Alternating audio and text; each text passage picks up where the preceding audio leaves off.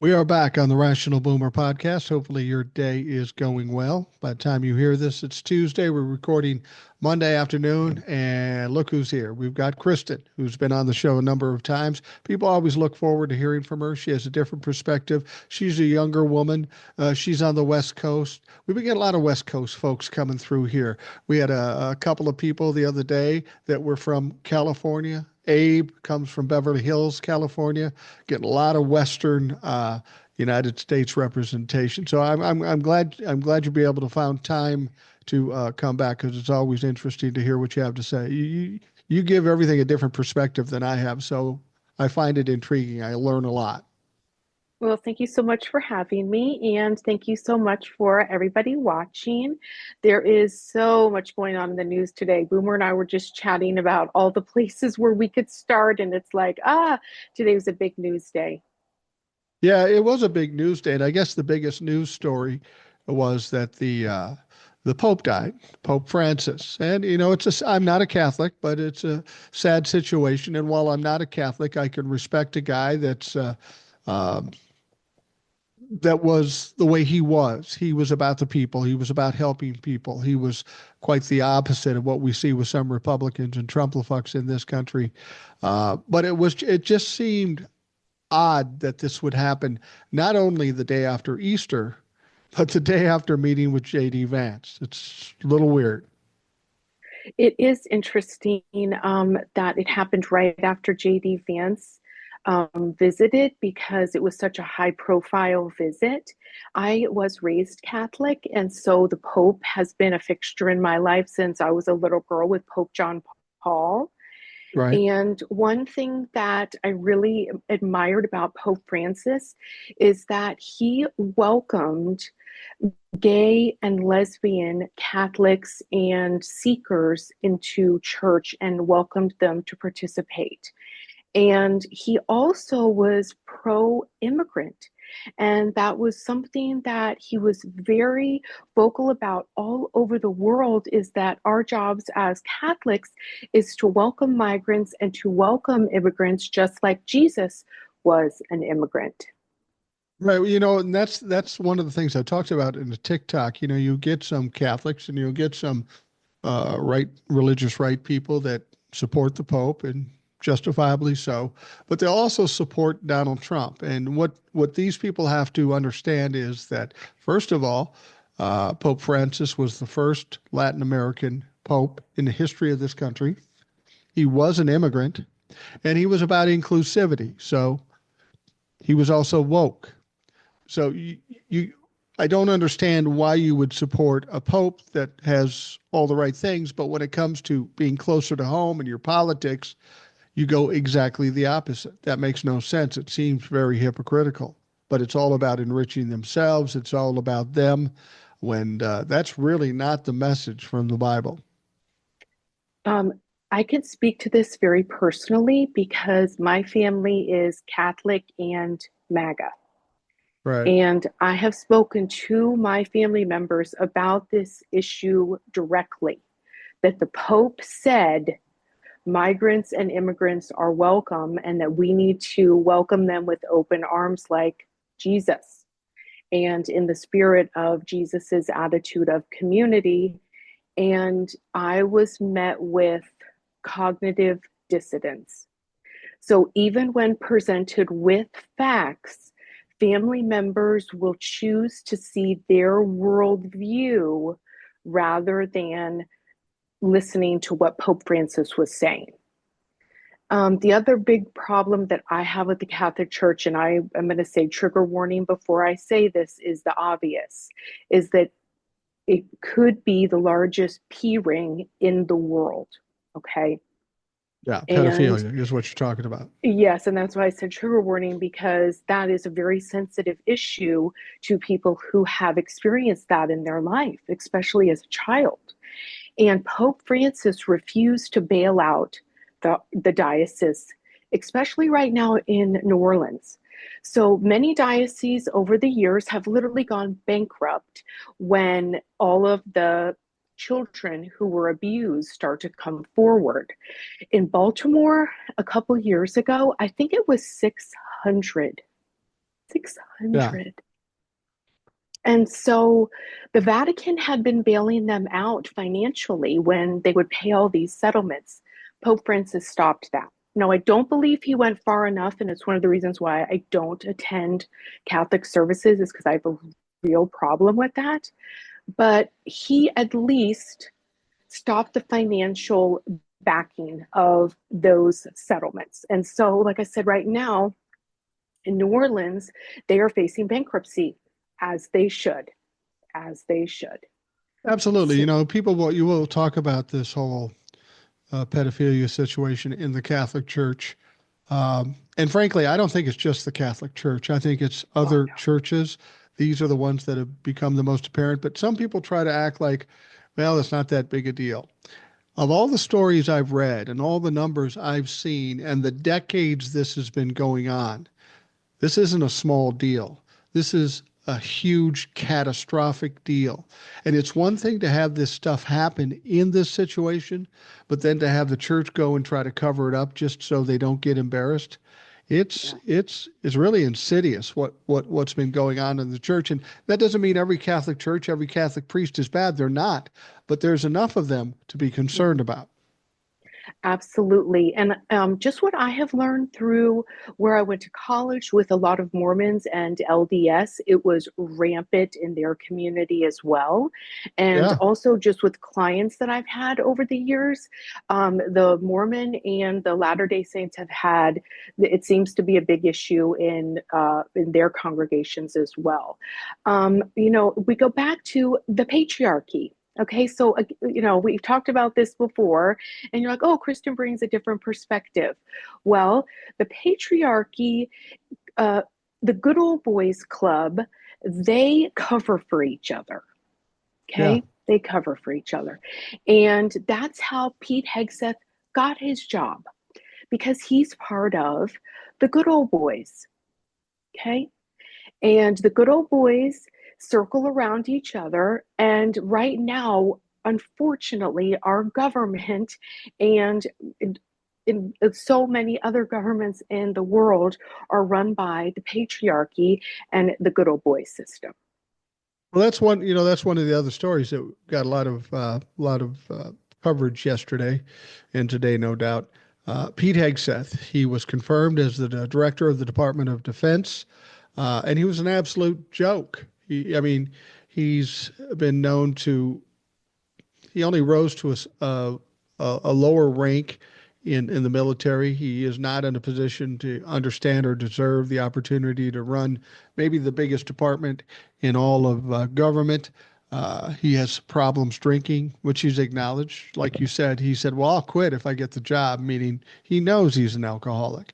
He's got problems with domestic violence. He certainly has that problem. He's run organization, and each one of them he's run into the ground into bankruptcy. The guy is an absolute clown. Because Donald Trump wanted him in there, he was confirmed.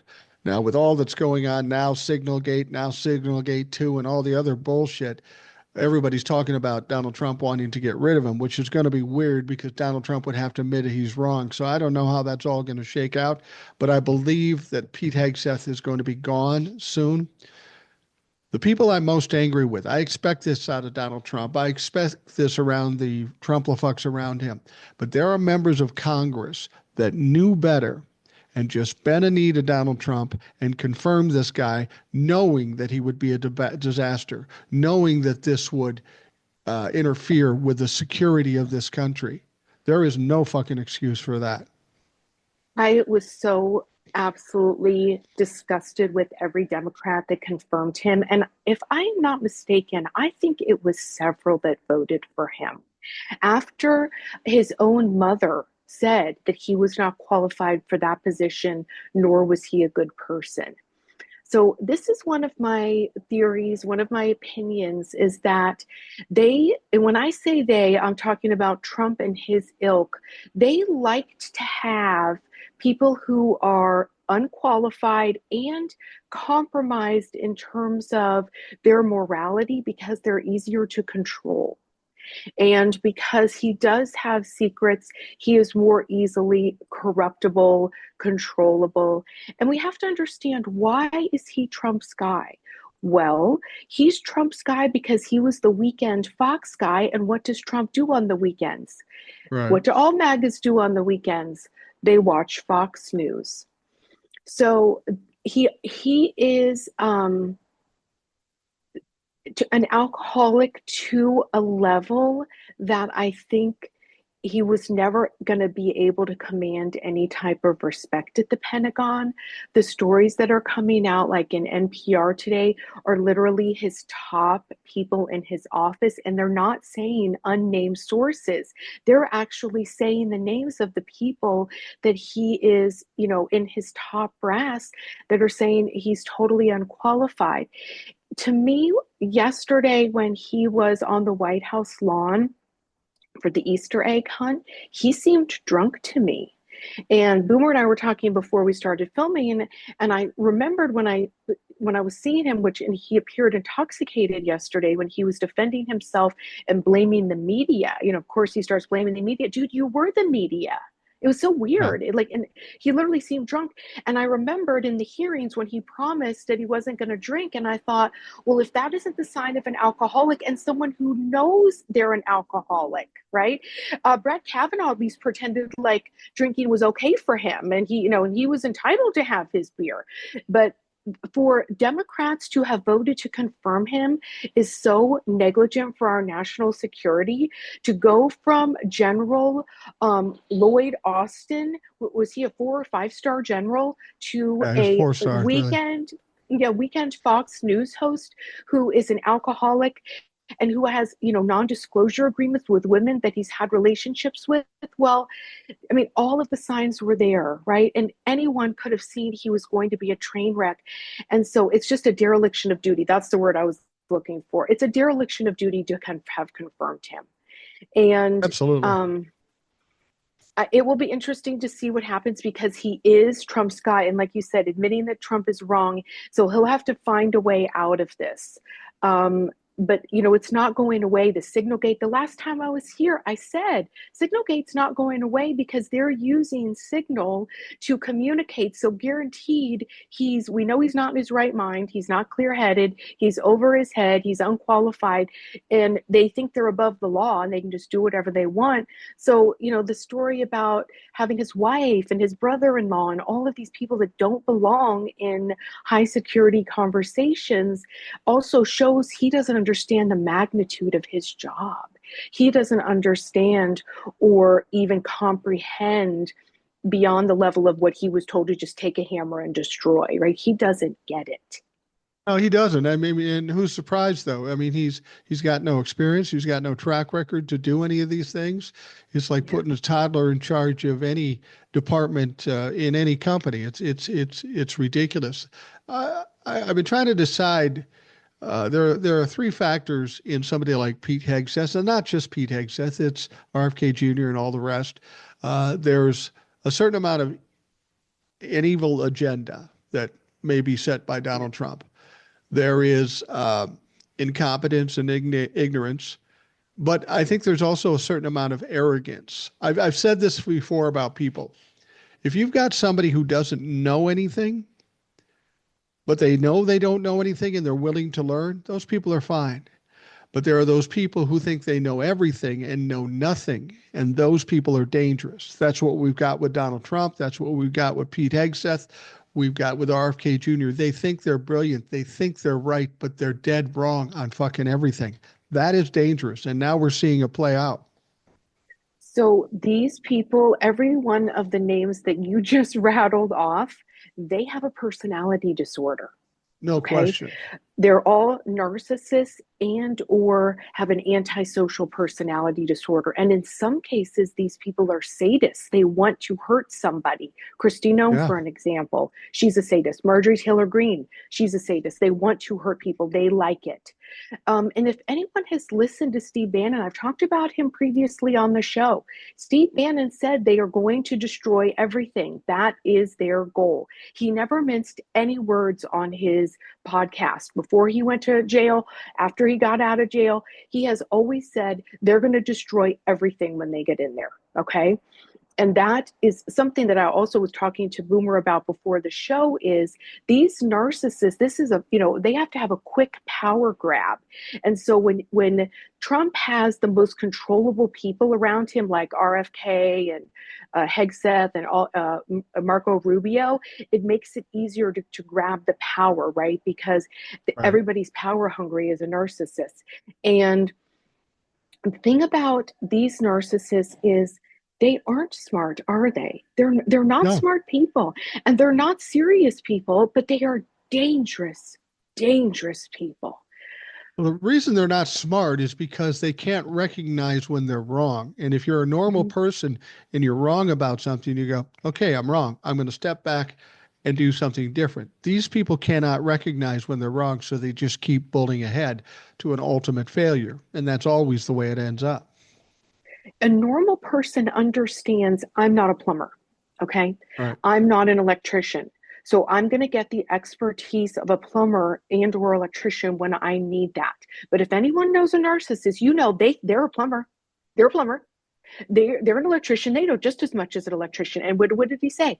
I know more than the generals. I mean, he said Trump said that years ago, right? That he knew more than the generals.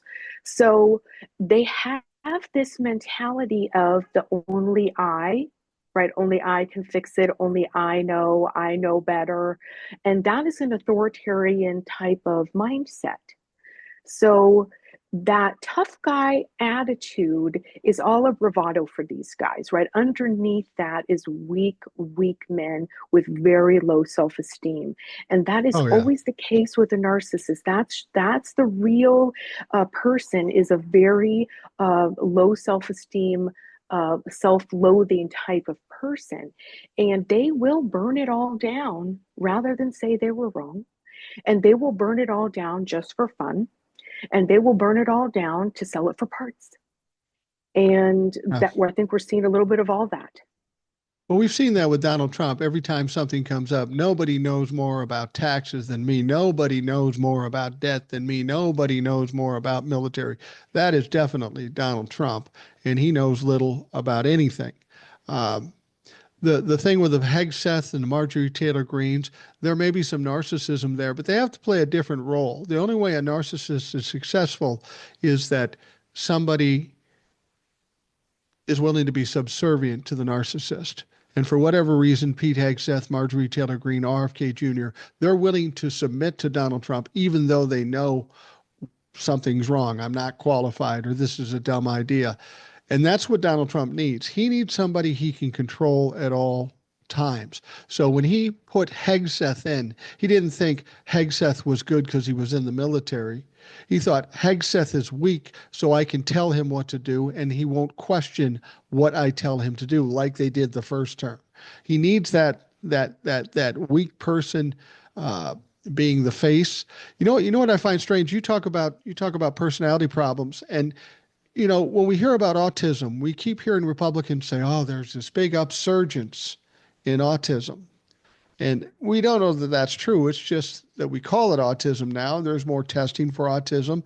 There may have been this much in the way of autism years ago, because I saw people when I was younger that could have been autistic. We just didn't call it that, and it was not the same.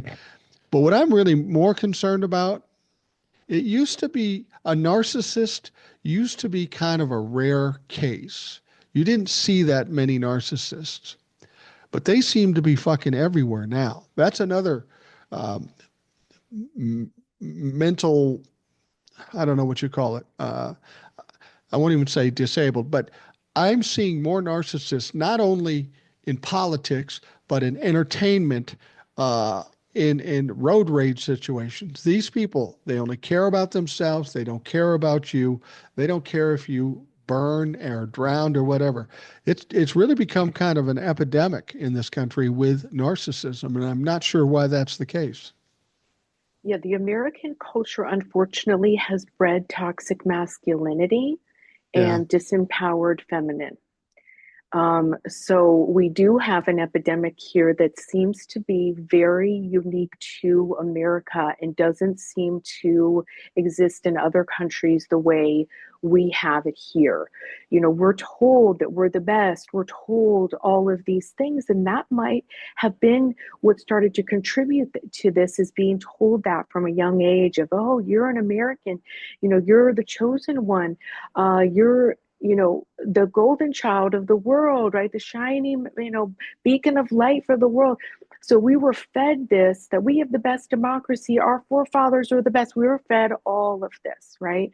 So I think it started there. But there are so many reasons that go into, you know, a narcissist being formed. It can be nature and also nurture, and a combination of both, right? If your parents were narcissists, it can be much more probable that you would be one if you don't heal yourself, if you don't take the steps to be accountable for your behavior as an adult.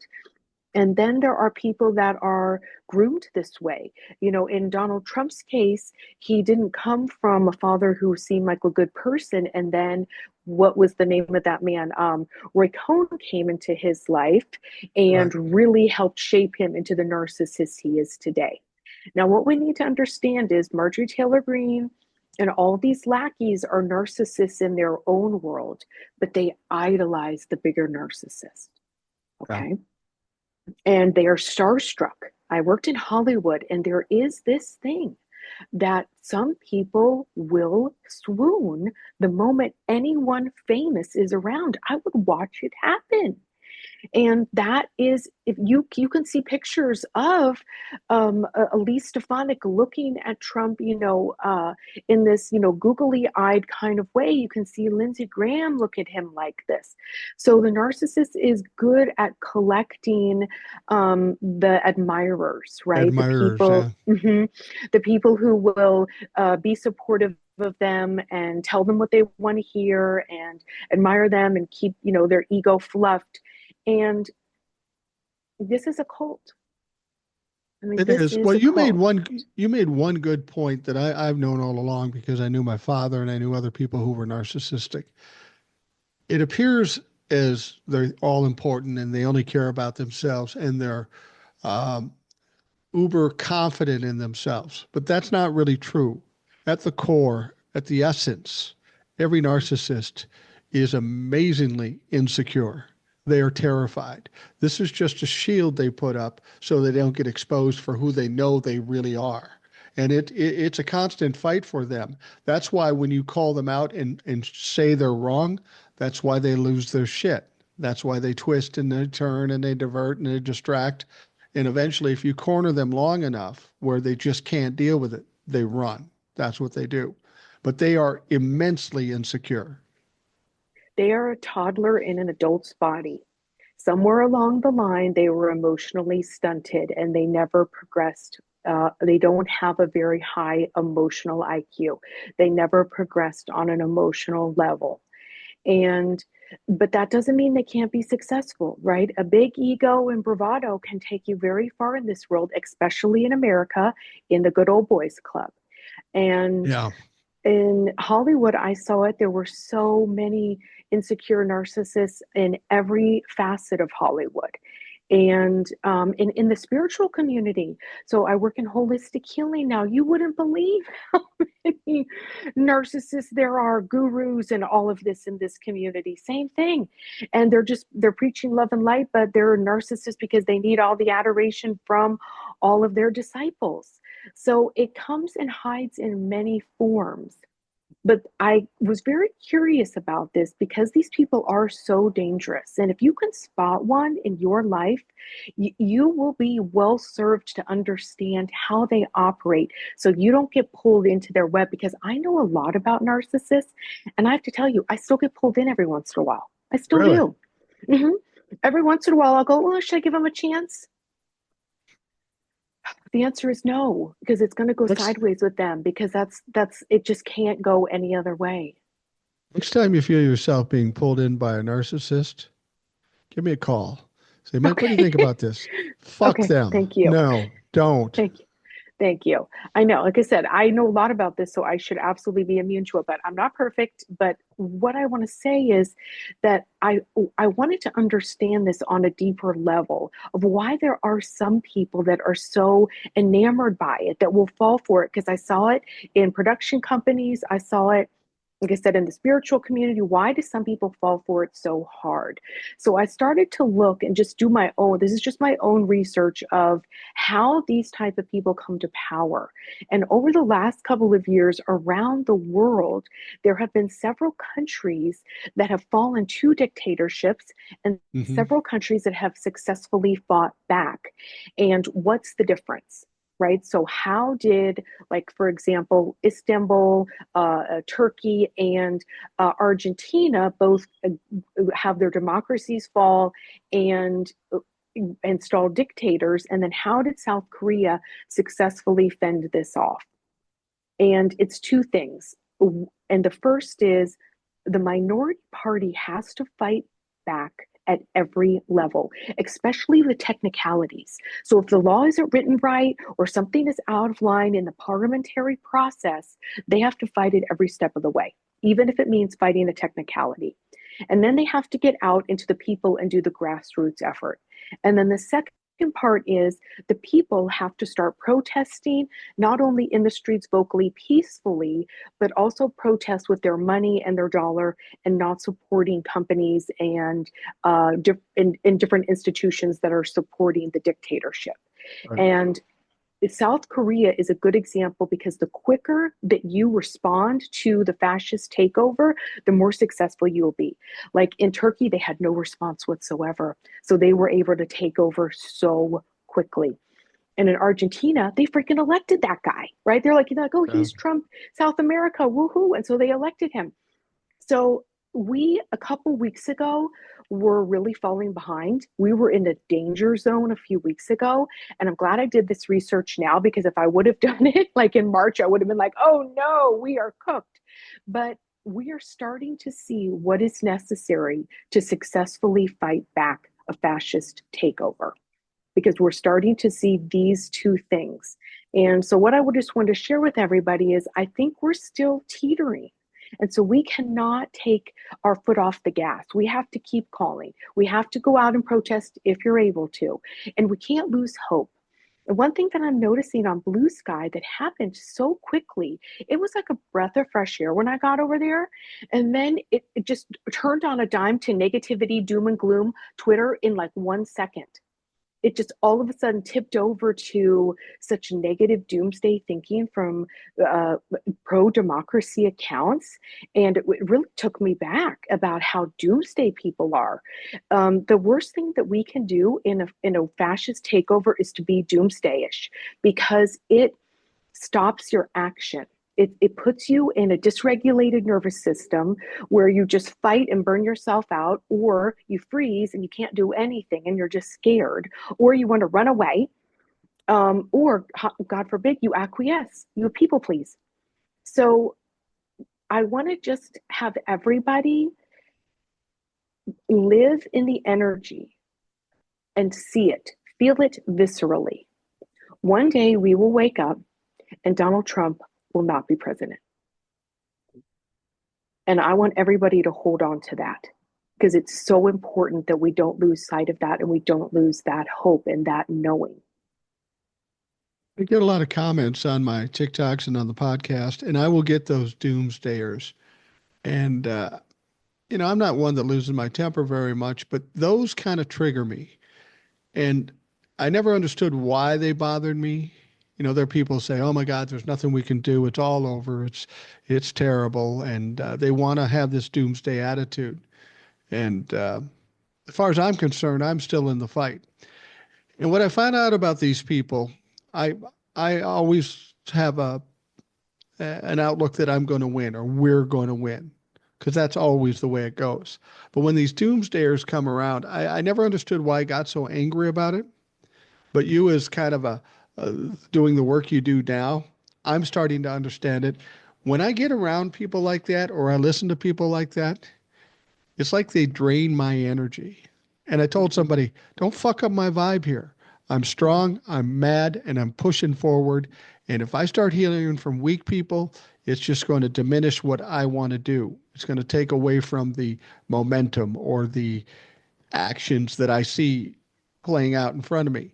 And and I always tell them, I said, look, if you want to whine and cry and think the world is over, go cry in the corner and we'll call you when we're fucking done. But make no mistake, we're going to fight this and we're going to presume we're going to win. And you're not helping the matter much. You can cry and whine, but either you're going to fight or go away. And it frustrates me. In our world, we call them psychic vampires. Yeah.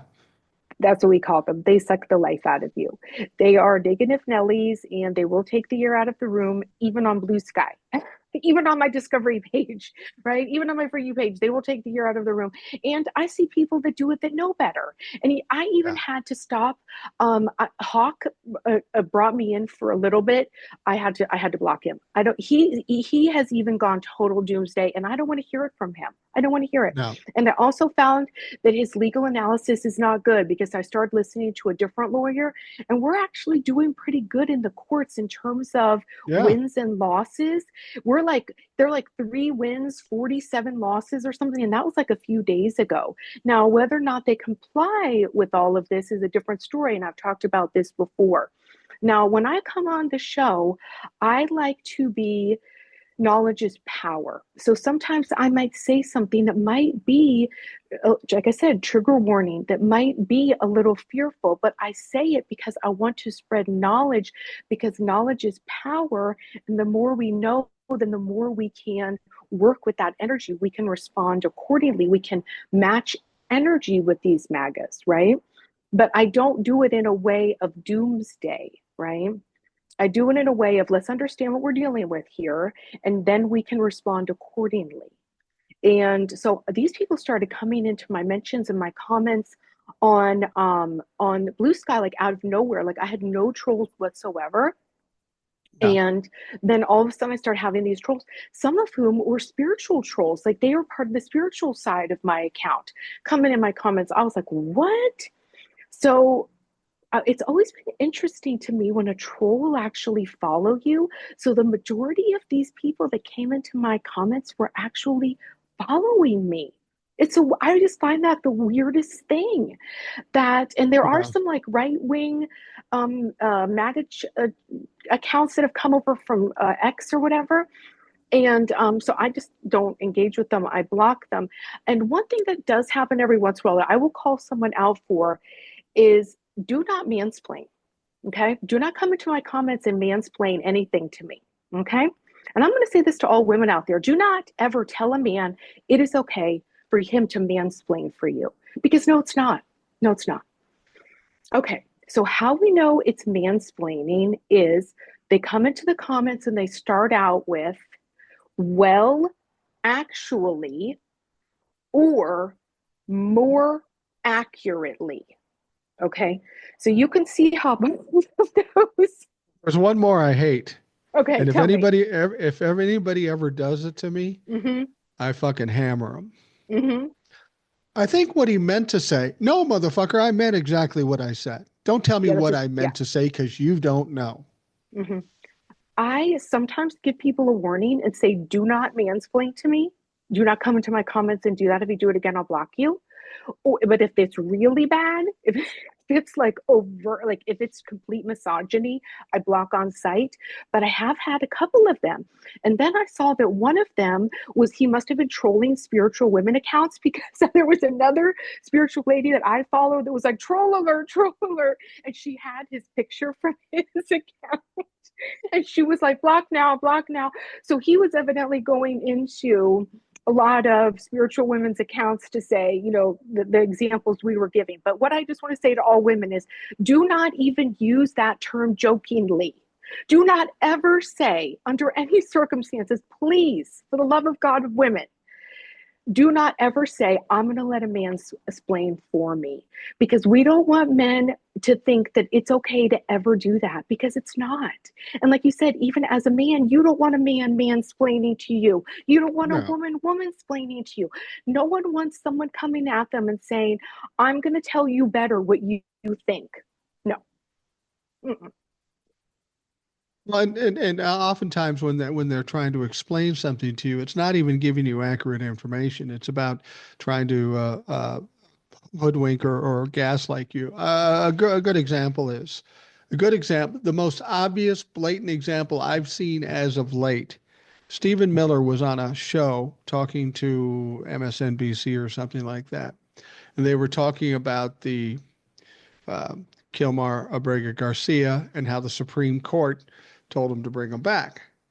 Stephen Miller sat there and was trying to explain how Donald Trump won that case.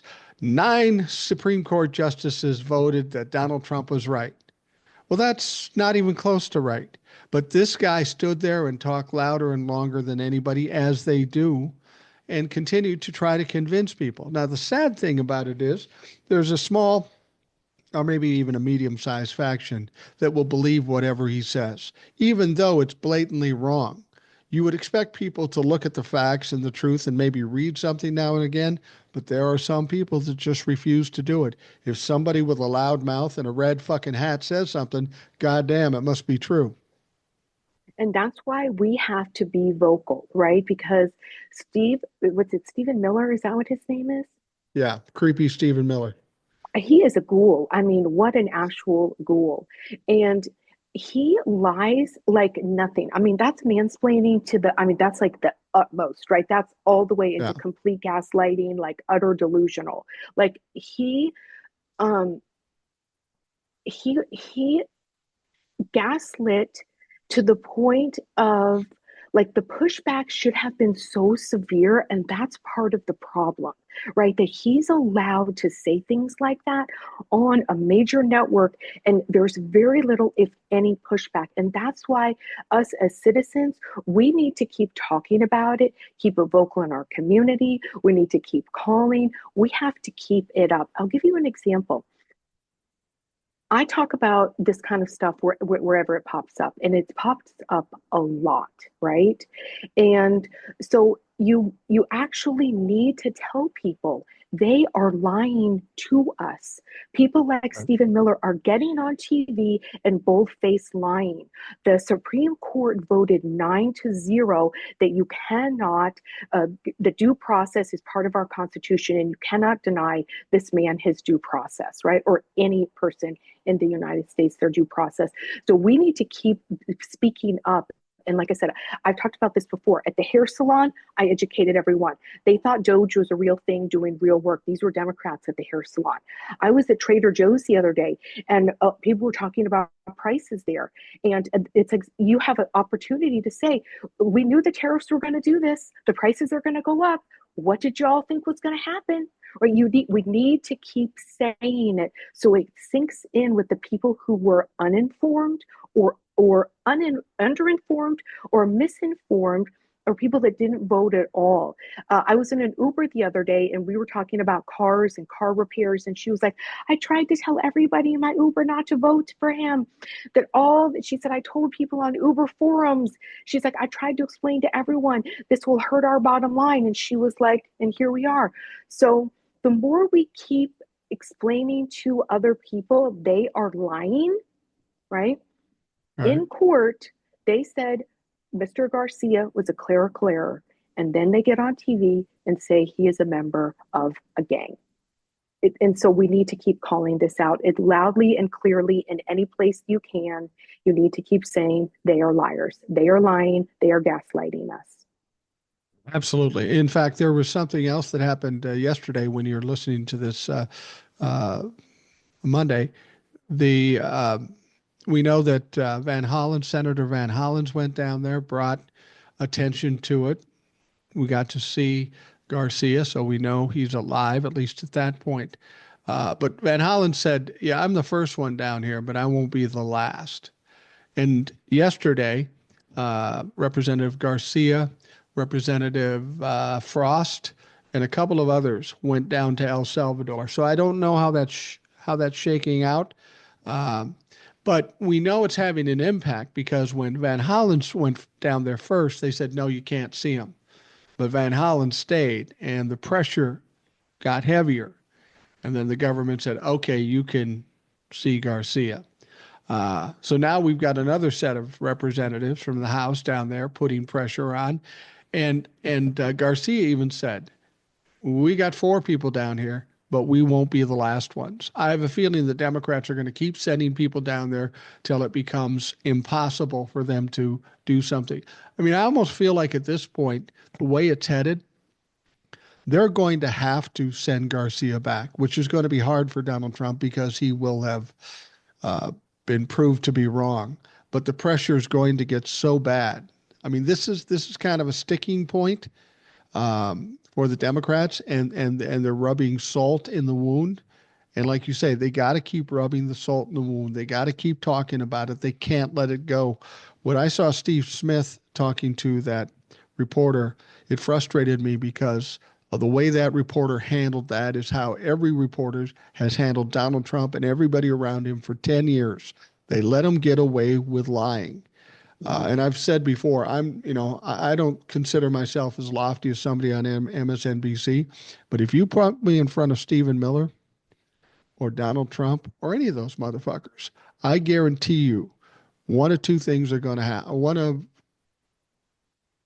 of two things are going to happen. I'm going to make them fucking cry, or they're going to bolt the fuck out of there because they won't be able to handle the pressure. They're not good with pressure, but the media refuses to do it, and it's frustrating, and it's part of the reason we are where we are.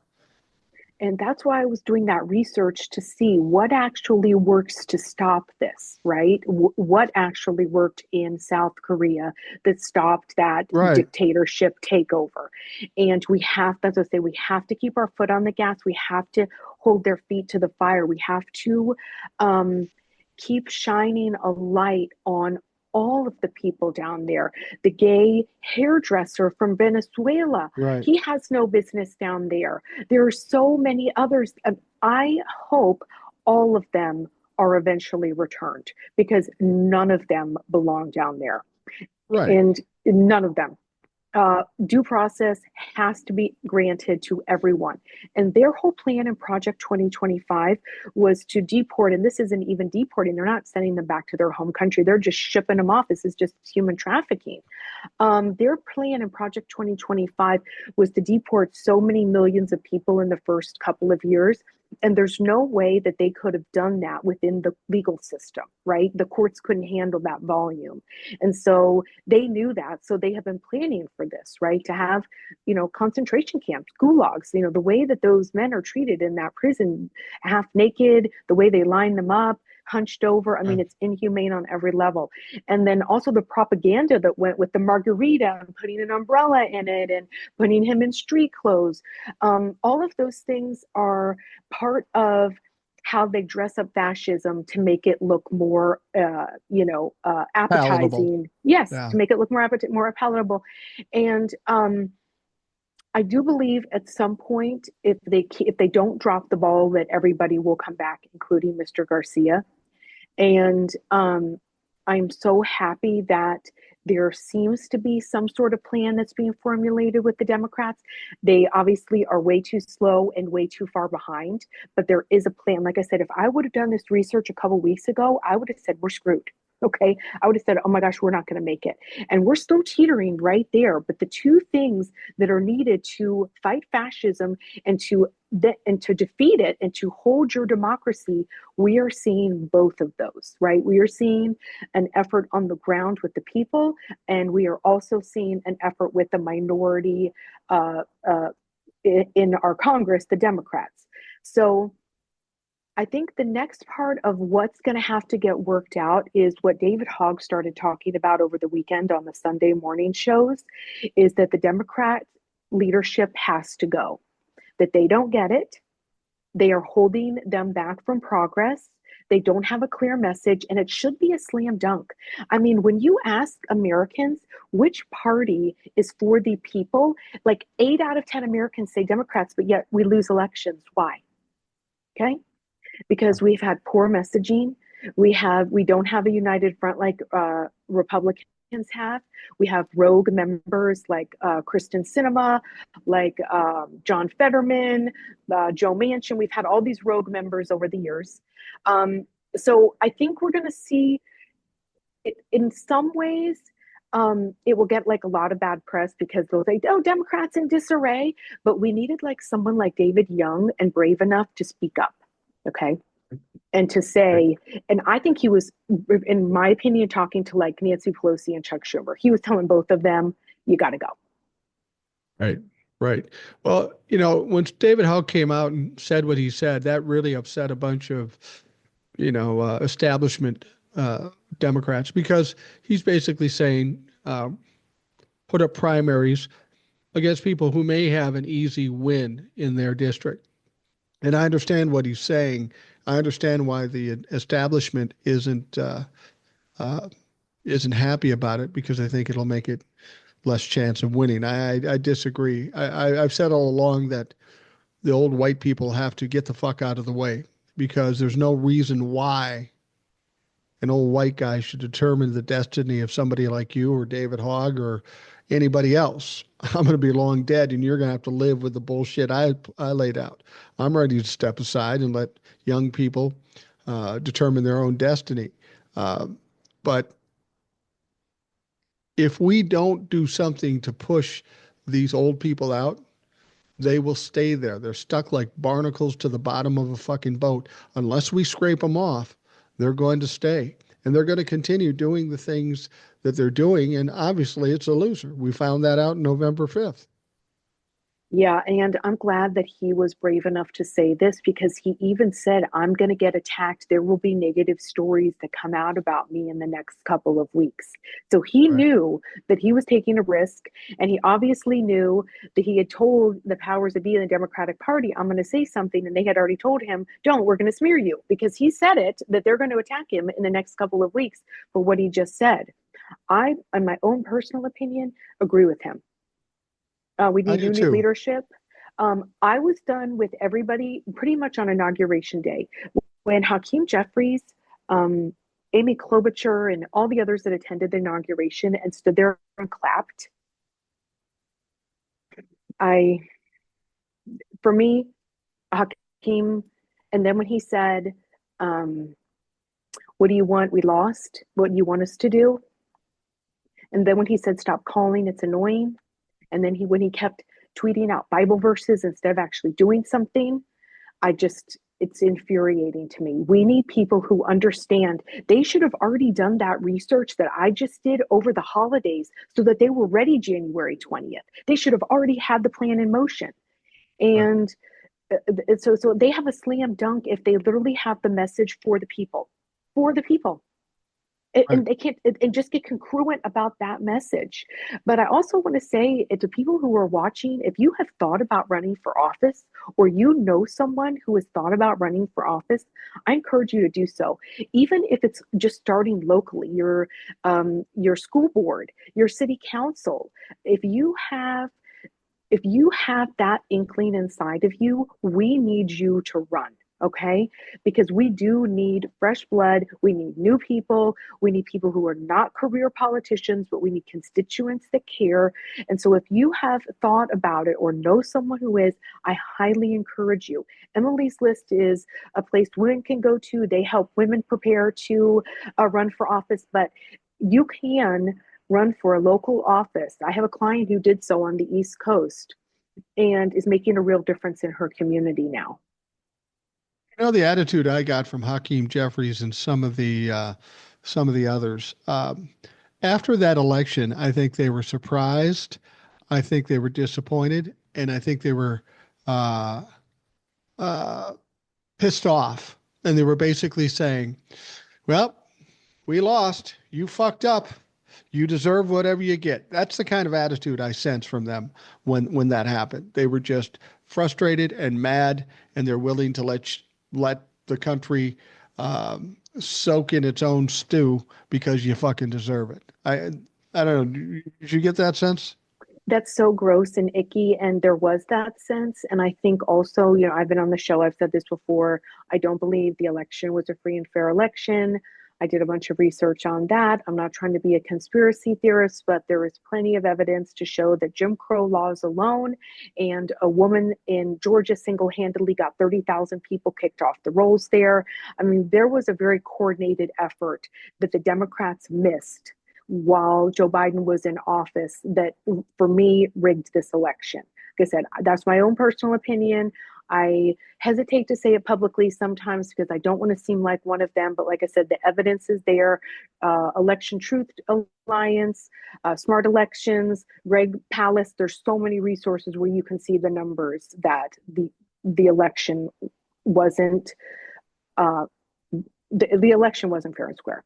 And other thing is, narcissists don't win things fair and square. They rig everything because they're not even going to leave to chance that they could lose because they have to win everything in their own mind. What was I just saying? I was going to mention something. I had some guests on a while back, young people, Anna and Michael, and they have a platform that they work with, and it kind of ties into what you're suggesting about new people and what David Hogg Yeah, wants to do. It's called yeah, Political Playlists. And I have to be honest, when they first came on the show, I didn't quite understand it until they explained it on the show. And basically, they created this platform that you can sign up for. And then they will give you information on younger politicians in your districts that I you love might that. represent. That's And so then great. and then send out like a weekly newsletter of the things they are doing. I think Yeah, that's a brilliant idea. We've got to, yeah, if you think of politicians, you think of Klobuchar, you think of yeah. Hakeem Jeffries and all these establishment folks. We need to bring some of these younger people to the surface, make them the Hmm. superstars, like Yeah. AOC has become, like Jasmine Crockett has become. There's a lot of people out there that are capable of those things. They just don't have the exposure. They're the juniors in their Like position. Maxwell Frost, right? In the first Gen Zer to be Brilliant kid. elected. The thing I think that happened with the Democrats after the election is their numbers said they were going to win. That's the point. Right. I just got my thought back. Their Right. numbers said they were going to win. And so when their numbers were totally wrong for what actually transpired, and Trump said that Elon was doing something with tabulations, right? I mean, he's said a lot about leading us to believe that there was some sort of funny business done with the tabulations of the votes. Um, I think that they were stunned because their numbers were so wrong and so off because they thought they had winners across the Right. board and didn't. So I just don't think they had a contingency plan. And I think there was like some sort of, well, if that's what they wanted, like you said, then we'll give it to them. But for me, all of that is dereliction of duty. And they go also the dereliction of duty is Lisa Murkowski saying she's afraid. If you are afraid, if you want to punish the American people for not voting the way you wanted them to, you don't belong in public service. You don't belong. You don't Yeah. belong in the job you have. You took an oath. This isn't just any job. You took an oath to uphold the Constitution. So for me, people are like, oh, well, that was brave of her to say. No, she's a coward, just like all MAGA are. And I've called them cowards on your show before, where they come on Yeah. your show and they won't even turn on their camera. Yeah. And for me, she needs to resign. She has humiliated herself when she said she's afraid. And I think what she was intending to do when she said that was a huge mistake for her to say. And basically what she said, that all Republicans are afraid of retribution from Donald Trump, whether it be primaries or whatever the fuck he can do, not to mention their own personal safety. I understand that.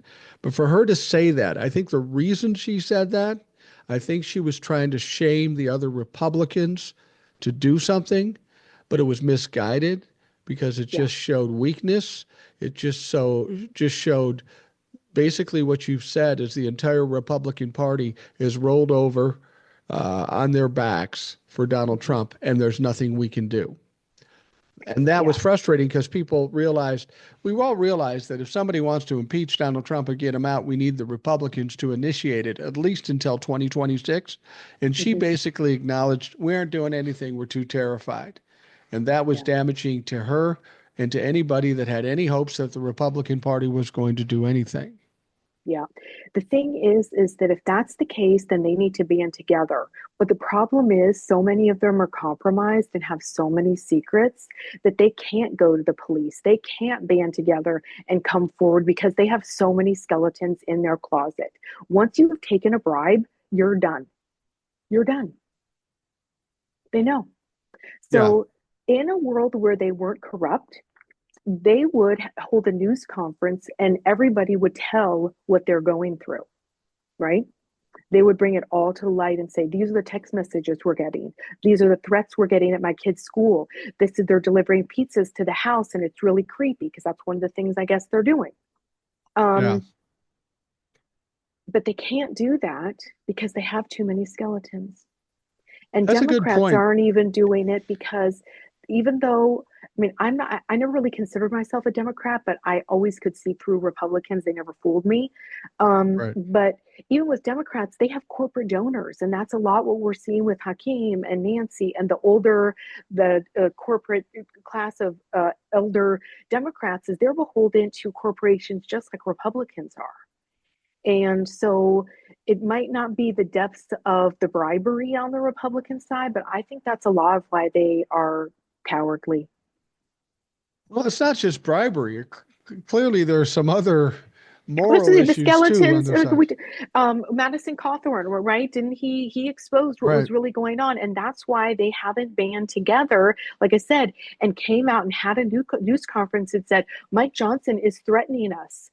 These text messages are threatening us. Mitt Romney said it. He had to hire security, but he has the kind of financial stability in his life that he could afford that level of Right. security for his family. So I realized that the threat is real, but if it is that you are that scared, you don't belong in office. Absolutely. I think it's like kids. They all have some skeletons. So it's basically if you tell on me, I'm telling on you, and then everybody keeps their mouth shut. A mutual agreement because of potential mass destruction, kind of like in the military aspect of it. I got to tell you, if I was a Republican in the House of Representatives or the Senate right now, and if I happen to be fortunate enough not to be tied into any corruption or bribes or any moral fucking issues, I would look at this situation. Anytime I do anything, I always look at the angle and I try to think ahead. Right at this stage, I would look at Donald Trump and the Republicans and I would see they're starting to spiral. Things are going down. And I got two Mhm. choices.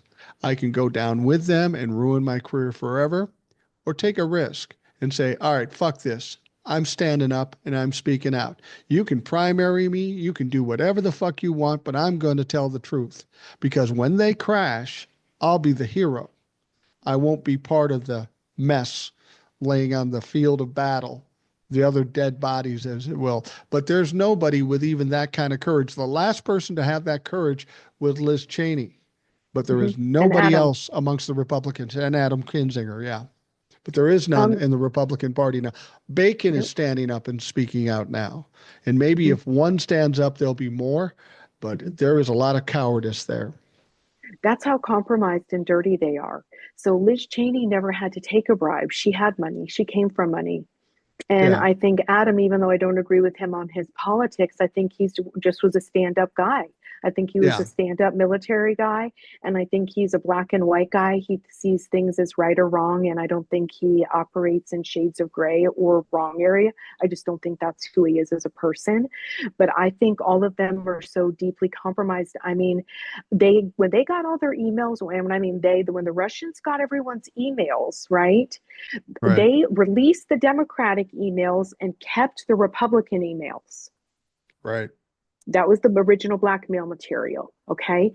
And Madison Cawthorn said Chuck Grassley, old man Chuck Grassley, goes to those parties.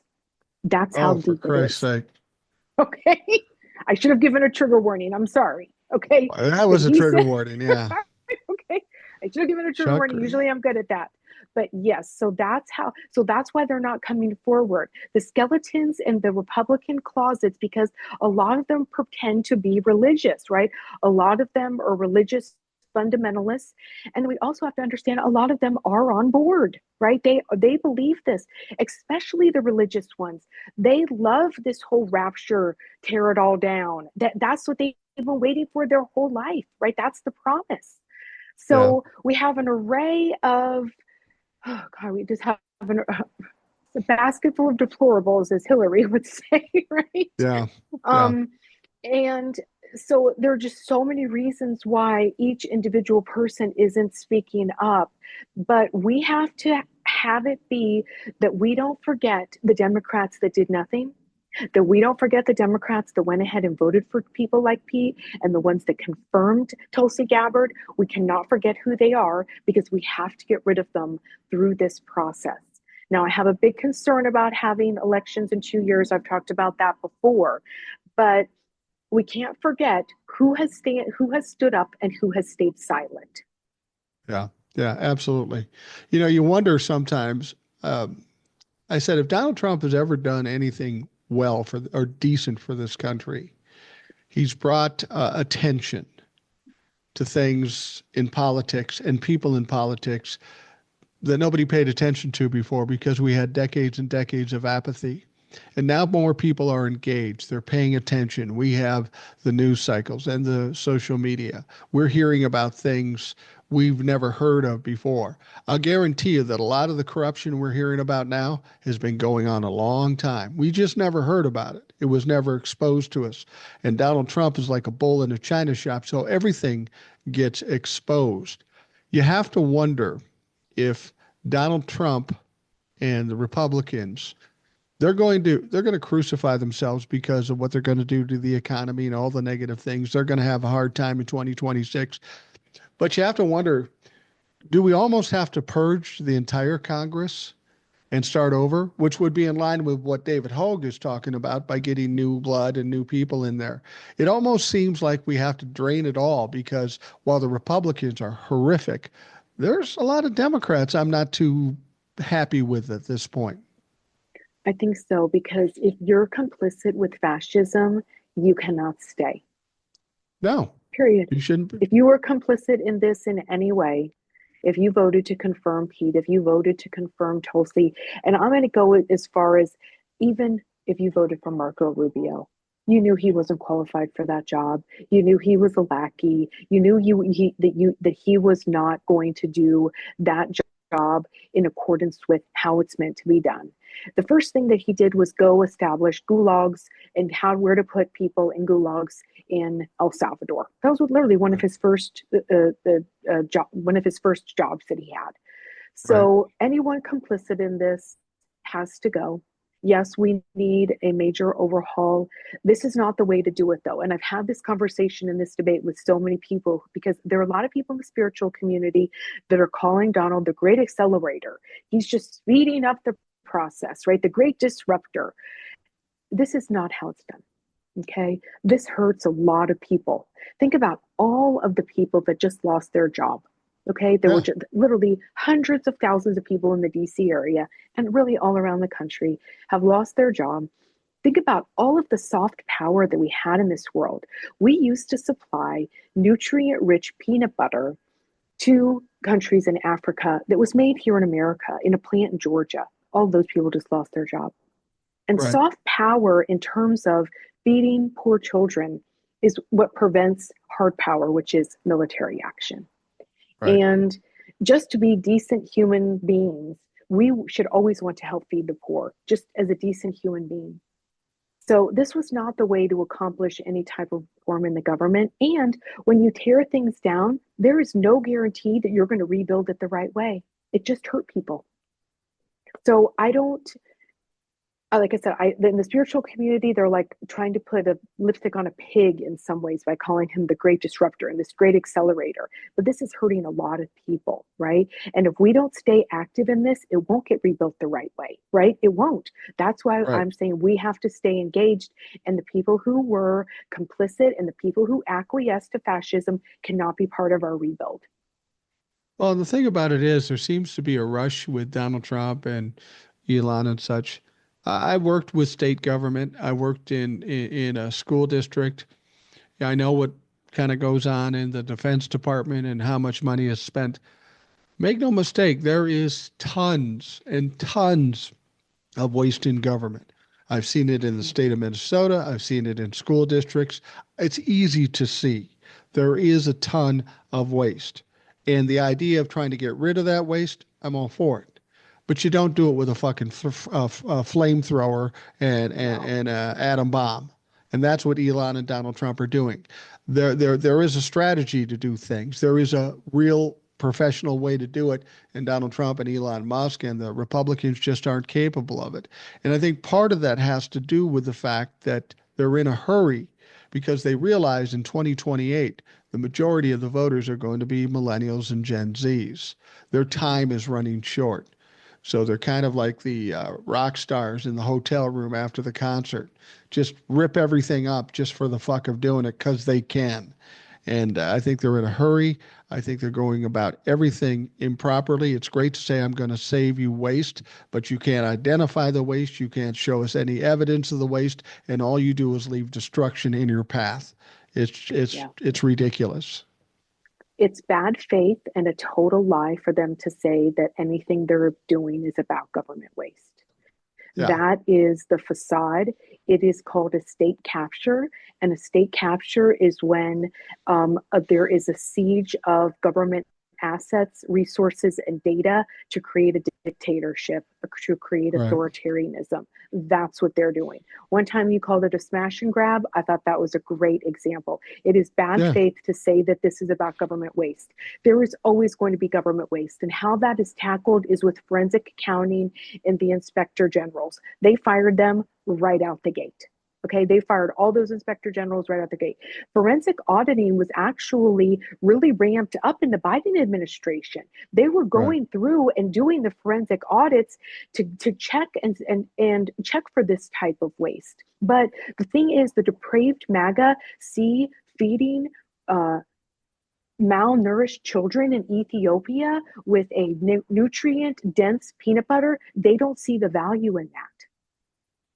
They don't see a value in a lot of stuff. Research for kids with cancer, and the thing about it is when it comes to helping other countries with food and such, what they also didn't account for is that food is coming from us. Yes, they're putting money in these other countries, but the money is coming back to our farmers, and now our farmers are becoming devastated because of what's going on. And Donald Trump doesn't seem to give a shit. And if they think Donald Trump's going to bail them out again, I doubt that, because there's nothing in it for him to be gained by helping them out this time around. Project 2025 said they needed to tank the economy to do what they wanted to do. That's what they're in the process of doing. All of this is by design. It's all on purpose. People were put in the jobs to destroy that department. They are incompetent because they're not meant to lead that department effectively. They're meant to destroy it and be a lackey and do what they're told by Project 2025. The people that run Project 2025 were asked, how is it going? And they said, better than we ever could have imagined. We thought we would get pushback and we got none. Okay, so to turn a democracy, a functioning democracy with 360 million people plus, you have to tank the economy. Trigger warning, KILL, a lot of people, get rid of the undesirables. Trigger warning, this is absolutely horrific way of thinking, but they say this. Like I mentioned this previously. I have heard Steve Bannon say this on his podcast, that they need to take the population down to 50 million. Okay. Population of the country or the world? Yes, that's what he said. They wanted to take the population down to about 50 million. Yes. Wow. Because 360 million is too hard to control. And they consider undesirables, disabled people that are, don't fit their typical version of what someone should be. I mean, literally, Dr. Oz, who had a colonoscopy save his life, they found a precancerous polyp, and he was able to have that taken care of because of early detection. He got on TV and said, we need to eat an apple. And that basically what came out of his mouth, and I'm paraphrasing, but he said, good people don't get sick. right? And we've heard this before. That senator down in Florida, the one that the really scary looking one, I can't remember what his name is right Oh now. yeah. Yeah. The Rick Medicaid, care, Rick, yeah, Rick Scott, maybe is that his Rick name? Scott, yeah. Hmm. He said the same thing. You know, good people don't get sick. So as they roll back Medicare and Medicaid, that's going to be their motto, right? Eat an apple. Early detection doesn't mean anything. I actually watched a video over the weekend that was really good, that talked about rehab, kids that are in like group homes that are foster kids or have or who have placed out of foster care.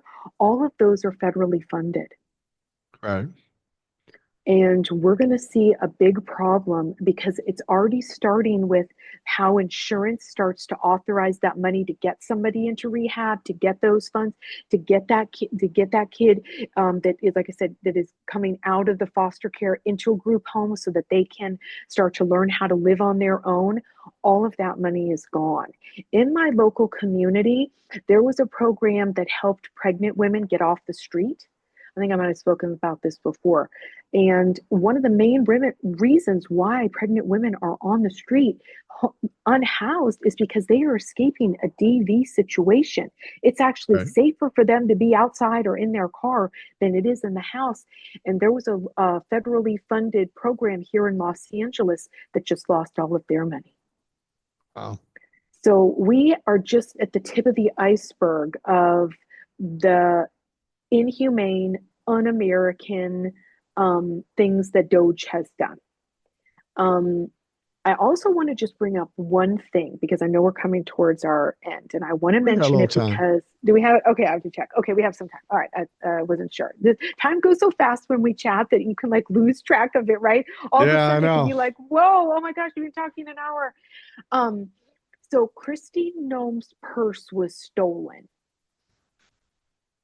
I love And that. I think this is going to be a big, I have this feeling like Signalgate. When I was here before, I was like, Signalgate isn't going away. I don't care if they've said case closed. It's not. We're going to keep hearing stories about this. I have the same feeling about the purse. That was, I feel like it was targeted. I Yeah, you just, wonder. I it, mean, they it, said it, she had $3,000 in her purse. I don't think it mhm, was about the money. There's something else people were looking for, and we'll probably hear about it down the road. Yeah. And also, do we think she's going to be honest about in the purse? Do we think she's going to be honest about the events around the purse getting stolen?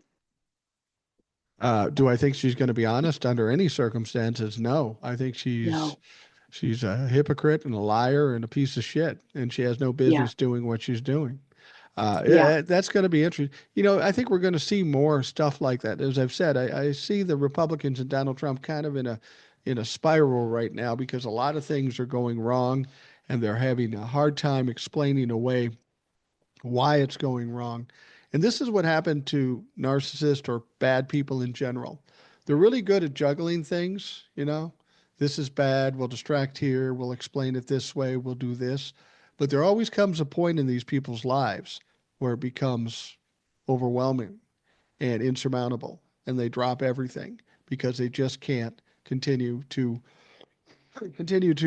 juggle it anymore. I mean, when you're a little kid and you're lying, you tell this lie, you tell that lie, and you get away with it for a while. But when you tell too many lies, it just fucking buries you ultimately. And I feel like that's where the Kristi Noems and the Donald Trumps and all these people are doing. They keep failing every time they turn around, and it's going to become insurmountable for them. I think so. It is the Titanic we're watching. I don't know how, I don't know when, but the Titanic is sinking, is sinking, and at some point, all of these people will start jumping ship. We're just a couple scandals away. But I Yeah. do believe the purse will be some type of scandal. A, because I just don't believe that just randomly a woman who has that much security around her purse just went missing like that. And I Seems also weird. find it odd that she had that kind of cash in her purse. There's just way more to this story. I can just feel it. She said that she had all that money because it was Easter and she was out with her family. I don't know who needs $3,000 cash in this day and age to do You just don't need No. that kind of cash on you in this day and age to do things. Um, and there was just something about it. And I was like, there's so much more to this story of this purse getting stolen, because it's also an embarrassment, right? Here's Homeland Security, and she has literally a Secret Service detail. She has massive security around her, and someone was able to swipe her purse. And I'm wondering, is it on camera? Was there footage?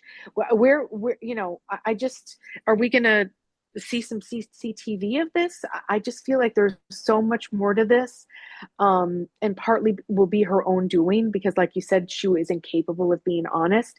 I also think she's one of the ones that after this is all over, and it will end one day, that she's in a lot of trouble. She's in a lot Yeah. of trouble. I think Yeah. Elon, his 19-year-old buddies, Yeah. Christy Nome, Tom Homan, Yeah. people say, do you think anybody would be convicted? Well, here's what you have to understand. They have no immunity. And after the Watergate scandal, a number of people went to jail. Richard Nixon Mm-hmm. didn't because he got a pardon. But a lot of people around around Richard Nixon went to jail. And I think you're going to see that. I was listening to somebody talking about the best way to attack what's going on, with the courts and all this stuff, and people ignoring the courts. And they said the way you got to attack it is not worry about Donald Trump or JD Vance or even Elon Musk. You've got to start attacking the support groups that don't have the protection. Like, for Mm-hmm. example, all these lawyers that are lying or delaying or doing Mm-hmm. whatever with regards to Garcia or anything else, you got to start finding them in criminal contempt, or at least um, regular contempt. What's the word I'm looking for? I don't know why I can't think of it. A civil contempt. Now, the reason why civil contempt is so good is because Donald Trump can't pardon them from a civil case, but they can bury them in fines, they can get them sanctioned, they can get them disbarred. And if you keep doing that over and over again, it's going to be harder for Donald Trump to get people to uh, help him I mean, you can't get a lawyer if you don't pay them. And if you don't pay them and you get them to lose their careers, who's going to want to work for them? There's a lot of lawyers out there that refuse now. So hopefully that's what the courts will do. They will go after the people on the lower levels just to weaken the people at the top levels. There is a way to do it, but it it takes an effort, and we can't be doing this thing. Well, we'll wait. It's political. Merrick Garland is why we are where we are now. So we can't. We got to take note of that mistake and fucking change it. And like you said, take action. Be fast and furious about it. Be consistent and never stop. That's what's got to happen. Yeah. And I think what you're describing is what we're going to see coming up in the next few weeks and months is the showdown between the White House and the judicial, because that's where this is headed, right? It's the showdown of when the Supreme Court says again, bring him home, what Right. happens? Like I said, I think the Supreme Court also created this monster. Merrick Garland couldn't have been any worse at his job, holding nobody accountable. In Brazil, for example, they had an insurrection. They Mhm. tried. The first thing I noticed in that insurrection was the Capitol building was like state of the art. It was so fancy. Our buildings over here, okay, it's just like it was like literally like this state of the art, like modern building. When they had their version of an insurrection after ours, they had like 1,500 to 2,000 people arrested within 48 hours. Wow. Okay. They rounded them up immediately. Bolsonaro, he can't run for office, I think, for 10 years, right? He was found guilty of inciting that insurrection, and they barred him from running for office. So they handled things quickly and swiftly down there. And then that's what I'm talking about when I was learning, doing the research about what has worked against these fascist wannabe authoritarian dictators.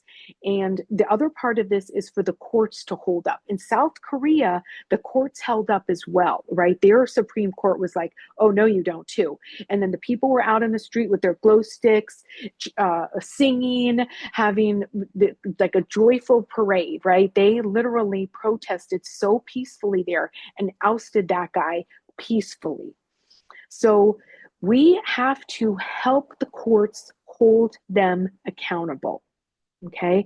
And how we do that is by putting pressure on our congresspeople and on our senators, by protesting if you can. I totally understand not everybody can do that, and that's totally fine, but everybody can call. Everybody, you got a cell phone, okay? You can call. Okay.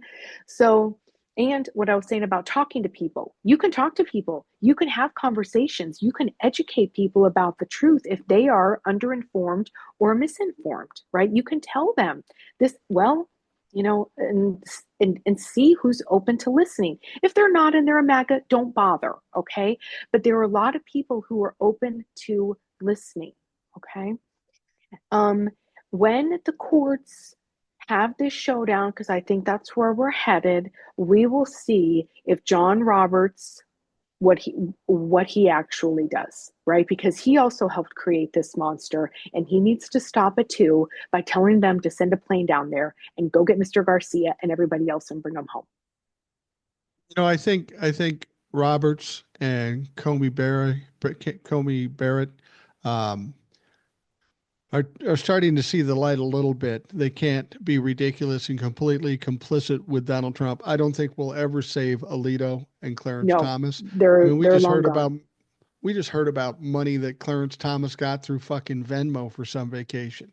This guy doesn't learn a lesson. You would think if you got caught doing it and you were lucky enough to stay in the job that you might back off of that. Not that motherfucker. It's about the same thing I was saying with Hegseth. It's about arrogance. I can do whatever I want. And they have been able to do whatever they want for a long time. But we can't count on those two for anything. But if we can get Barrett and Roberts and maybe Kavanaugh, if he wants to save his career, we'll be okay. But that's still up for debate. They come with good decisions sometimes, and other times you go, what the fuck are you doing? Or Yeah. they pussyfoot around it and they don't complete it. Like with the thing about going to get Garcia. They said go get Garcia. They could have been stronger about that, but Yeah. they specifically Facilitate was kind the of out. pussy. Yeah, Yeah, it the was word they pussy. facilitate. Hmm. Yeah, give them an out. I mean, this is what Donald Trump is going to do every time. Every time he does something, he'll be looking for every word, every every adjective, every loophole he can find. And this is what you were saying that the Democrats need to do. They need to play the same game that the Hmm. Republicans have been playing for decades. Yep. And we'll see if they start to do that. Like I said, it does appear that they're starting to get something organized. I think having Van Hollen be the person to go down there, A, because Mr. Garcia is a constituent of his, but also his background lent him to being very perfect for that job. His father was in the Foreign Service, his mother was a CIA agent. He was born in Pakistan. So he was part of the diplomatic environment for his whole life. And we also needed someone besides Tim Walz to be an elder Democrat that was ready to stand up. And I like it because he doesn't have a bravado. He doesn't have an agenda. He speaks very plainly. He comes across very sincere to me. And I'm so Yeah. glad that he has become a household name just like overnight. I think that looking forward, um, that we've got something in him. I don't think that he's just going to fade off into the background. I think he will be someone that will be out in front now. And like I said, I think we are finally mounting the type of strategy that needed to be mounted to fight off this fascism. Well, and as And much as you mentioned Hawk before, and he had some negative stuff to say about Cory Booker when he did his mhm, 25-hour thing, and I mhm, disagree with him completely. I think that was the start of mhm, the what's the word I'm looking for? The resistance. mhm, That was when a politician showed resistance. It was performative, but it was mhm, something. And then mhm, we get the protests, and then we get Van Hollen, and now we got Garcia and the others going down there. It started the ball rolling. And at mhm. least we're headed in the right direction with that resistance. And thankfully, the Democrats are picking up some of the slack, but the people are in the streets too. So that is important. That was another thing that I found in the research that I did, is that the minority party has to be willing to break the mold and try new things. And that's what the minority party in South Korea did. That was one of the reasons why I blocked Talk and I don't want to listen to his podcast anymore, was because of Cory Booker. I thought it was gross the way he acted. I also found out when I watched a different lawyer that his legal analysis is not good. And I'm sorry, Talk, it's not. Okay. When I actually watched a real lawyer giving real legal analysis who actually knew what they were talking about, it really opened my eyes to the analysis that Hawk is giving, which is just, one time I think Will was like, oh, he's just a dumb liberal from San Francisco. And I didn't really get it when Will said that. And now I'm like, oh, I agree with Will. He is. He's an out of touch liberal from San Francisco who's a sad guy who's in love with his dogs and doesn't have a woman in his life. And so I just saw him in a totally different light when he didn't get it about Cory Booker. He didn't get it. And that was a problem. Yes, it was performative. That was the whole thing. That was the whole thing. It was a performance to show people and educate people and inspire people. What he did, do you know how hard it is biologically to prepare for what he did? I talk for a living all my life, and I have no clue how he was able to pull that off. No, I Because he talked for 3 hours prepared. straight, and I almost died. Yeah, he prepared, and he is a vegan and he is a meditator. He's a very spiritual man, a very spiritual man. And even if he was planning on running for president, he did something. Okay. He did something. Like I said, that was part of one of the things that was talked about in the research that I did, was to fight this off. Politicians who don't have power need to start being creative. And that's what we got from Cory Booker. We got creative, and people are still talking about it today. Well, let's be honest. The Republicans won solely by being performative. They did that for the last 4 years. It's all performative. So whether you like the performative aspect of it or not, it fucking worked. It won. So why not take a page out of that fucking strategy? Our president is a reality TV star. Yeah. I mean, and you worked with reality TV stars, and you know what pieces of shit they are. Yes, it's all performative. So, like I said, I commend Cory Booker for doing something different. I commend any Democrat that's willing to try something different. Please, more of that. Absolutely. Well, Kristen, I'm going to wrap things up. It's always great to talk to you. Like you say, the time goes by very fast, and I know the people that listen to these shows with you on it, they love it. They'll have a lot of comments for you, I'm sure. And I always appreciate that you go to the comments and you interact with those folks. I'm sure they appreciate it too. I thank you very much for coming on. It's always a great pleasure. Oh, thank you so much for having me. And I love connecting with your community and the audience. And everybody can find me on Blue Sky at Kristen Healer. Come say hi. I would love to connect with you there.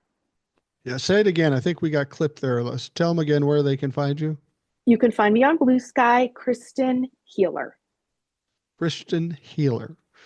Check her out. If you haven't done it already, what the hell are you waiting for? Get on it. Do it. Kristen, thank you very much for coming on. I appreciate it. For those of you listening, I want to thank you for taking the time to do that. I hope you have a great day, and we'll talk to you soon.